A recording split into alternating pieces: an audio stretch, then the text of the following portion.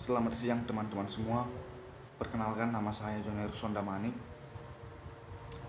kelas BK Reguler C 2019. Di sini saya akan menjelaskan strategi, metode, dan model pada pembelajaran pada psikologi pendidikan. Langsung saya jelaskan strategi psikologi pada pendidikan dalam mewujudkan pembelajaran yang efektif. Perlu kita ketahui bahwa psikologi pendidikan adalah phase yang terdiri dari dua suku kata, yaitu psikologi dan pendidikan.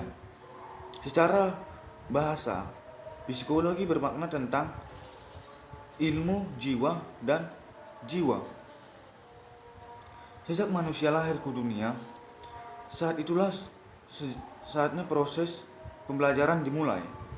Belajar merupakan proses manusia dalam memperoleh pengetahuan dan menguasai pengetahuan melalui pengalaman, mengingat, mendapatkan informasi, atau menemukan.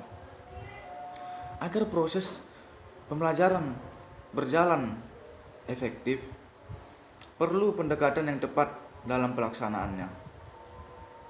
Ada beberapa teori pendekatan pembelajaran yang berkembang dan menjadi kajian para ilmuwan, yaitu pandangan behavioral, pandangan kognitif, dan pandangan konstruktif. Pembelajaran yang efektif dapat akan terwujud apabila mencapai tujuan pembelajaran yang diinginkan sesuai dengan indikator pencapaian. Yang pertama, proses pembelajaran berjalan efektif atau aktif melibatkan fisik dan mental. Yang kedua, suasana demokratis di sekolah, yakni dengan menciptakan lingkungan yang saling menghormati dan dapat mengerti kebutuhan siswa. Yang ketiga, interaksi belajar yang kondusif dengan membiasakan mencari sendiri sehingga menimbulkan rasa tanggung jawab dan kepercayaan diri. Selanjutnya kita akan membahas metode pembelajaran.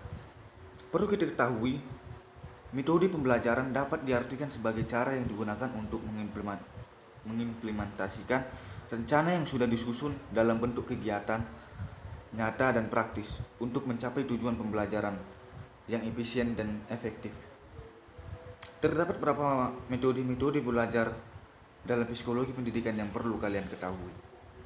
Yang pertama ada metode eksperimental. Yang dimaksud dengan eksperimen dalam ilmu psikologi dapat didefinisikan sebagai sebuah pengamatan yang dilakukan dengan teratur terhadap gejala-gejala jiwa yang ditimbulkan secara sengaja.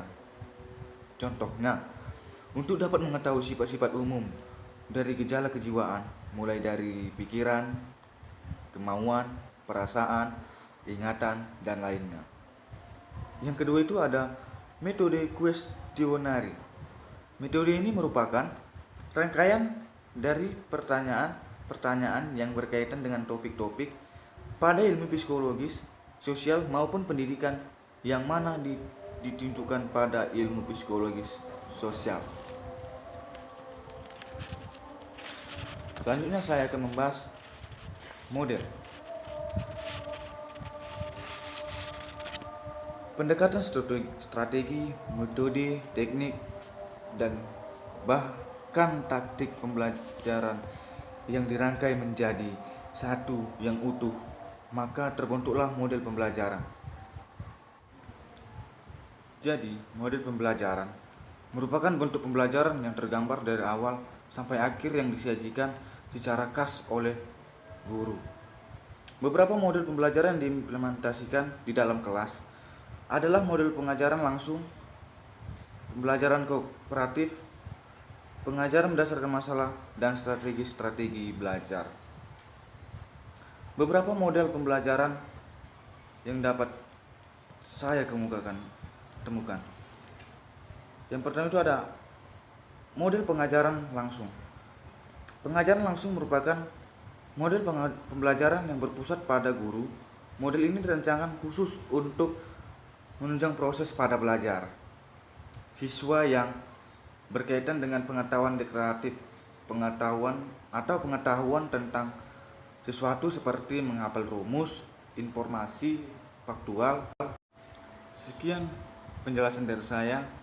Terima kasih.